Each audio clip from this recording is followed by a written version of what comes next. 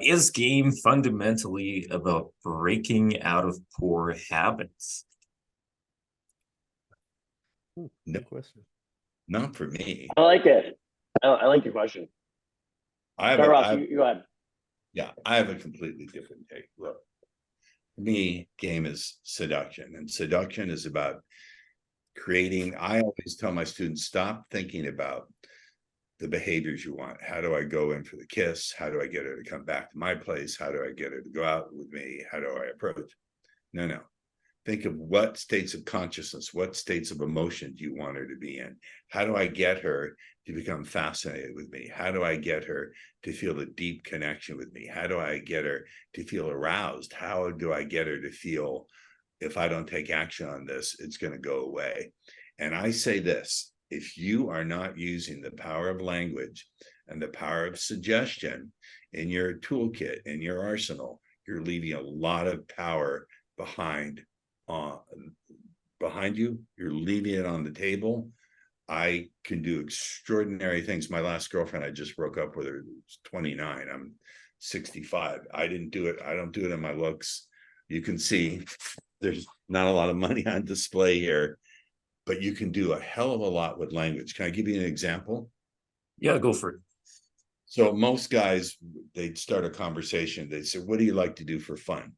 Which is a stupid conversation. First of all, everyone asks that question. But second, all it does is elicit a factual answer. I want to ask a question that's going to require her, I almost said forced, require her to dive down into her subconscious mind, into her imagination, trigger her fantasy mechanisms, get her visualizing, get her feeling, flows of feeling in the body. So instead of asking, what do you like to do for fun? And I'll say it, you have to say it in the right tonality. You can't be, now listen to me, you will go into trance. That's bullshit. But I'll ask this question. I'll say, when you want to do something that makes you feel totally alive and get your heart beating hard and time flies by, what do you love to do? Or what's something you've always dreamed of doing, but you haven't let yourself dare? And then I'll shut up. Those two questions, they may sound similar. One gets a factual answer, one elicits the fantasy mechanism. And then I let her go. And as she's going, she's going to give me nonverbal cues. She's going to give me facial expressions. She's going to give me anchors I can grab onto. If you are not using language, even in the way you structure your questions, I'm not saying you better get your life together, get your health, finances, the rest of that shit together.